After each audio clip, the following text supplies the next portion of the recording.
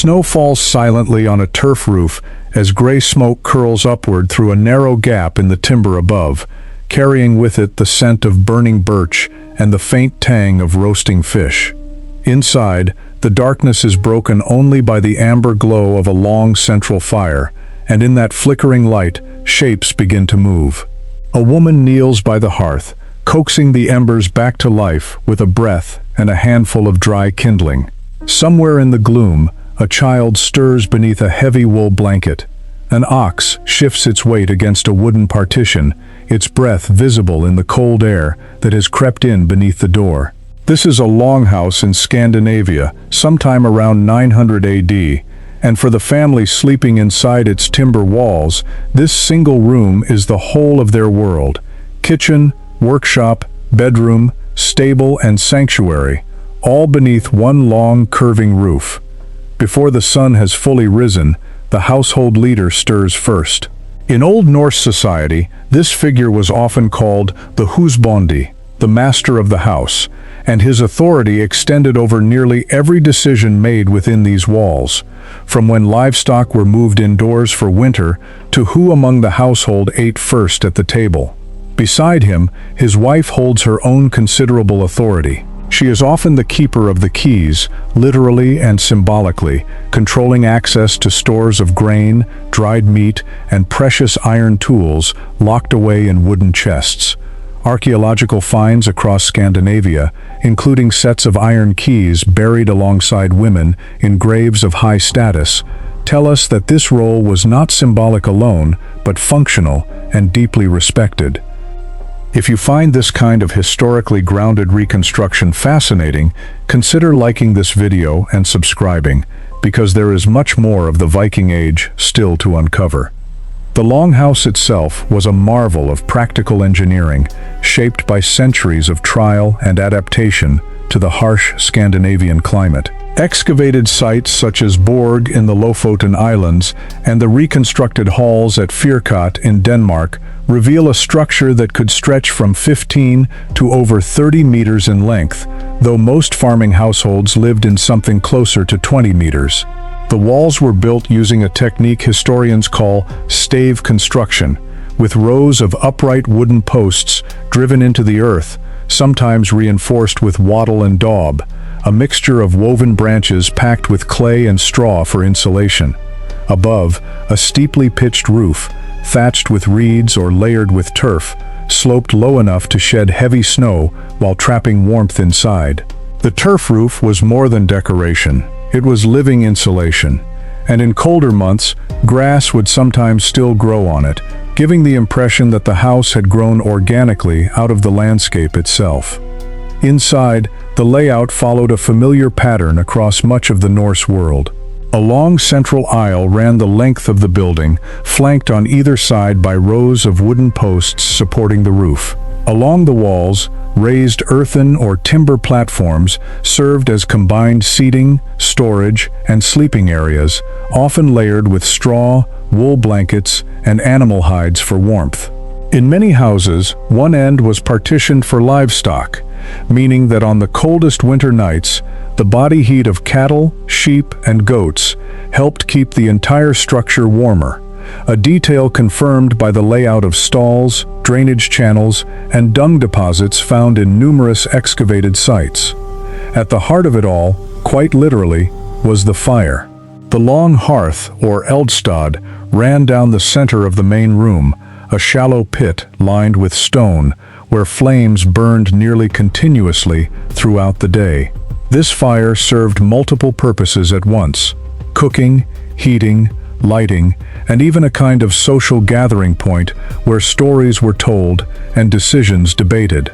Smoke would rise and drift along the underside of the roof before escaping through a smoke hole known as a lyori, though the process was imperfect, and soot often blackened the roof timbers over years of continuous use, a detail archaeologists have used to help date and interpret excavated hearths. The air inside was thick, occasionally stinging the eyes, yet this smoky, dim atmosphere was simply the accepted rhythm of daily life, not something to be endured, but something lived within. As the fire is stoked and the household stirs, the first tasks of the day begin. Children are sent to fetch water, often from a nearby stream or well, carrying wooden buckets bound with iron hoops.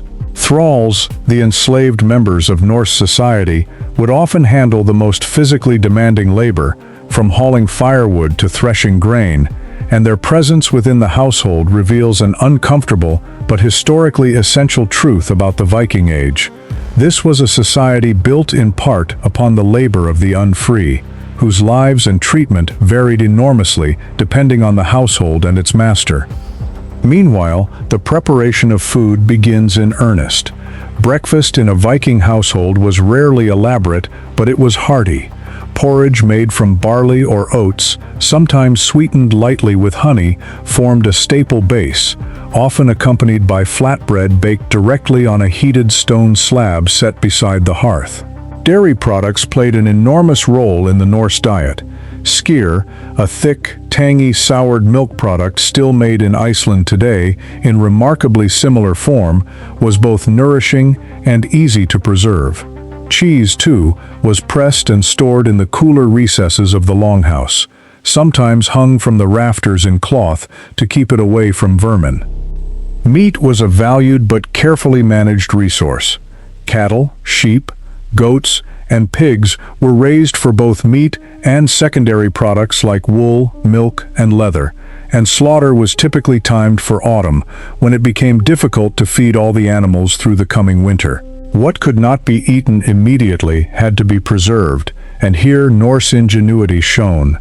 Meat and fish were smoked slowly over the hearth fire, salted using salt obtained through trade or evaporation, or dried in the wind on racks outside during colder months when insects were less of a threat. Fish, particularly cod, was often air-dried into a hard, protein-dense form that could last for months, a practice so effective that similar techniques remain in use in parts of Scandinavia to this day, virtually unchanged. As the morning progresses, the household divides into its various tasks, each defined by age, gender, and status, yet each essential to the survival of the whole. Women were often responsible for textile production, an enormously time-consuming craft that modern estimates suggest could occupy hundreds of hours to produce enough cloth for a single set of sailcloth or clothing. Using a vertical warp-weighted loom, evidence of which survives in the form of stone or ceramic loom weights found at nearly every excavated settlement, women wove wool and linen into the fabric that clothed the household and, in some cases, formed the sails that powered Viking ships across the North Atlantic. The rhythmic click of the loom, the spinning of wool into thread using a hand spindle, and the dyeing of fabric using plants like madder for red or woad for blue were constant, quiet labors woven into the background of daily life. Men, meanwhile, often turned to woodworking, tool-making, and the maintenance of farm equipment. Norse craftsmen were remarkably skilled woodworkers, producing everything from simple stools to elaborately carved bedposts decorated with interlocking animal motifs, a decorative style historians call the urnes or bore style, depending on the period and region. Surviving examples, such as the intricately carved sledges and wagon found in the Oseberg ship burial in Norway, reveal a level of craftsmanship that defies the old stereotype of the Vikings as purely brutal raiders. Blacksmithing, too, held a place of particular respect within Norse society. The blacksmith was sometimes viewed as possessing a kind of mystical skill, transforming raw iron ore into tools, nails, and weapons through fire and hammer, a craft surrounded by both practical necessity and cultural reverence. Children within the household were not idle. From a young age, they were expected to contribute, herding animals, fetching water, learning to spin thread, or assisting with simple woodworking tasks. Play existed alongside labor. Archaeological finds of small wooden toys, miniature boats, and bone skates used for gliding across frozen lakes suggest that childhood, while filled with responsibility, was not without moments of simple joy. Lighting inside the longhouse, particularly during the darker months, relied on more than the central hearth alone. Small oil lamps, carved from soapstone and filled with rendered animal fat, flickered along the wall platforms, casting soft pools of light just large enough to work by. Bundles of resinous pine wood, split into thin splinters and burned as makeshift torches, offered brighter but shorter-lived illumination, useful for tasks requiring finer attention, such as carving or needlework. The overall effect was a house lit unevenly, deep shadow pressing close against small islands of warm, moving light, a quality that surviving reconstructions attempt to capture, but which written accounts and burial goods can only partially convey. Storage was another quiet art form within the Longhouse, one that required careful thought given the limited space and constant threat of damp, vermin, and spoilage. Wooden chests, some fitted with iron locks and hinges recovered from sites across Scandinavia, held valuables, tools, and finer textiles safely away from daily wear. Overhead, the rafters themselves became storage space, hung with drying herbs, strings of preserved fish, and bundles of wool awaiting spinning. Pits dug into the earthen floor, sometimes lined with wood or clay, served as cool storage for perishable goods, functioning in a manner not unlike a simple root cellar, keeping dairy products and certain vegetables at a lower, more stable temperature than the warm air near the hearth. By midday, the pace of the household might shift toward maintenance and repair. Leatherworking was a near-constant necessity, as shoes, belts, and harnesses wore down quickly under daily use. Hides from slaughtered animals were treated using methods involving fat, smoke, or tannins derived from tree bark, then cut and stitched using bone needles and sinew or waxed thread. Iron tools, meanwhile, required regular sharpening, and archaeologists have recovered whetstones worn into distinctive curved shapes from years of use, silent evidence of thousands of repeated motions performed by hands long turned to dust. Now might be a good moment to hit subscribe if you would like to see more deeply researched documentaries like this one, and to share it with anyone who loves history brought vividly to life. Hospitality held an almost sacred weight in Norse culture, reflected extensively in surviving literary sources such as the Havamal, a collection of proverbial wisdom attributed to the god Odin, which repeatedly emphasizes the importance of welcoming travelers, offering food and warmth without hesitation, and treating guests with dignity regardless of their origin. A stranger arriving at a longhouse door, cold and weary from travel, could expect to be seated near the fire, given food, and allowed to rest, for hospitality was not simply courtesy, but a reflection of the household's honor. This same honor and reputation, once damaged through stinginess or insult, could follow a family for generations, a serious matter in a society where social standing was currency as valuable as silver. As afternoon light fades into evening, particularly during the long, dark stretches of the Scandinavian winter, the Longhouse becomes a stage for storytelling, music, and communal gathering. Oral tradition carried the weight of history, mythology, and law in a society where written record-keeping, using the runic alphabet, was limited mostly to short inscriptions rather than lengthy narrative texts. Around the fire, tales of gods like Thor and Odin, of giants, fate, and heroic ancestors were passed down through generations, shaping not only entertainment, but cultural identity and moral instruction. Musical instruments recovered from Viking Age sites, including simple wooden flutes, lyres, and panpipes, suggest that music too played its part in these long winter evenings, accompanying both storytelling and quiet reflection.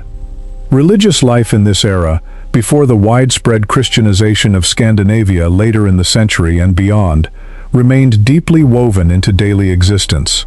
Small offerings might be made near the hearth or threshold to honor household spirits or ancestors, while larger seasonal festivals marked the turning points of the agricultural year, celebrating harvest, honoring the dead, or seeking favor for the coming planting season.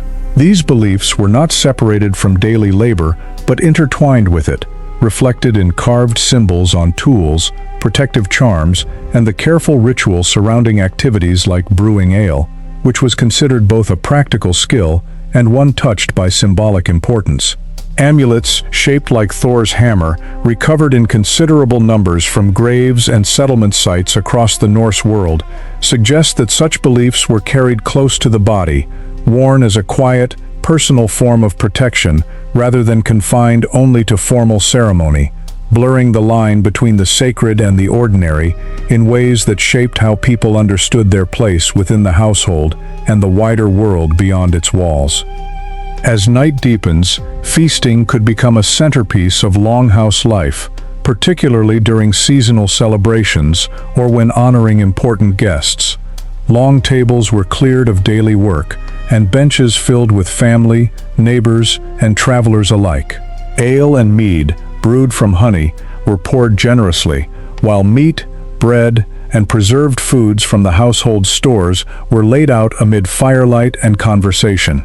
These gatherings reinforced social bonds, resolved disputes, and celebrated survival through another difficult season, for in a world without guaranteed harvests or modern medicine, simply enduring another winter was itself a meaningful triumph. Health and hygiene, often imagined as neglected in this era, were in fact taken seriously within Norse households. Excavations have uncovered combs, tweezers, ear-cleaning tools, and even small scissors, crafted from bone and antler, suggesting a genuine attention to personal grooming. Saturday, in fact, took its Old Norse name, Laugardagur, meaning washing day, from the tradition of bathing regularly, a practice noted with some surprise by outside observers of the period who expected less attention to cleanliness among Norse communities.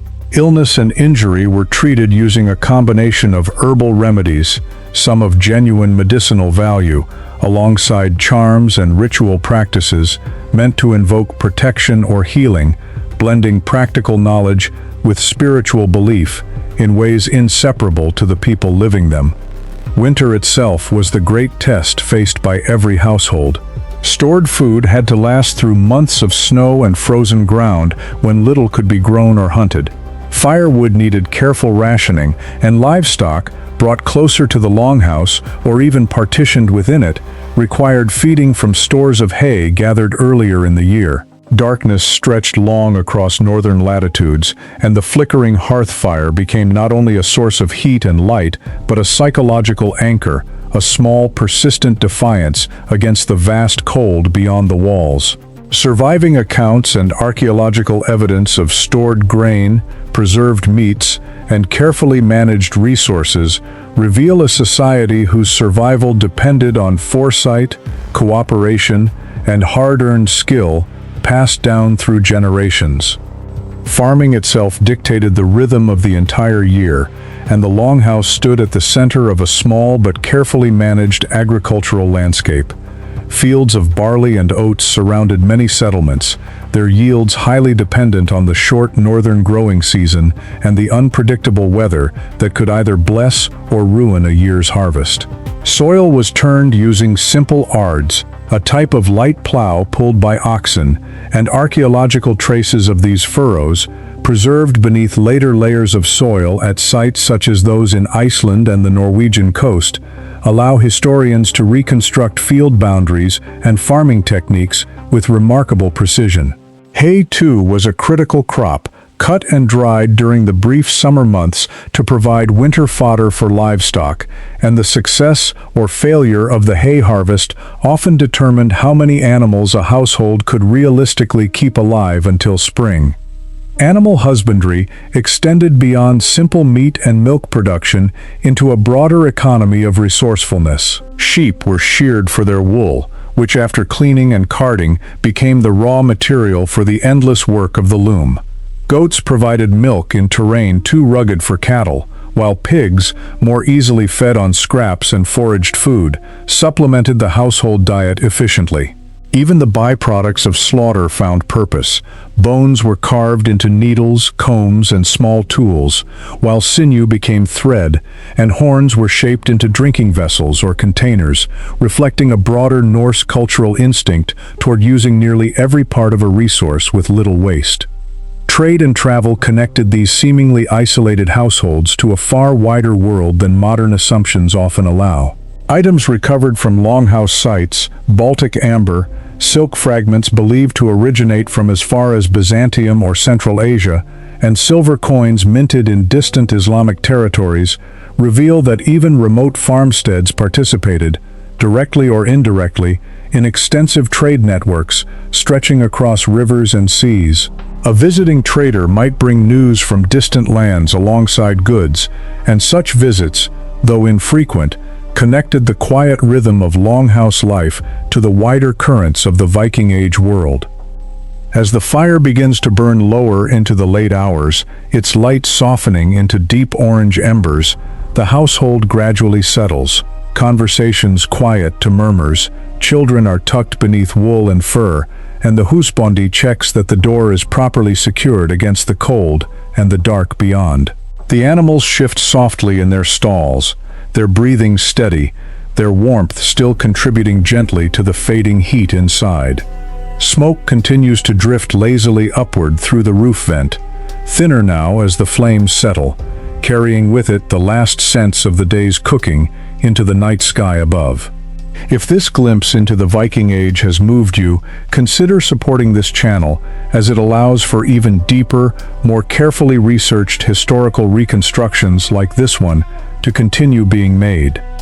Outside, snow may fall silently against the turf roof, and somewhere in the darkness, a dog settles by the dying fire, its head resting on crossed paws. Inside these ancient timber walls, life has unfolded much as it did the day before, and much as it would again tomorrow, shaped by hard labor, deep tradition, quiet resilience, and the enduring warmth of family gathered together against the vast Scandinavian winter. In this one long room, an entire world existed: birth and death, craft and ritual, hunger and feast, silence and story, all held together by timber, turf, and fire, by patient hands and shared labor, by the simple, stubborn will to see another dawn arrive.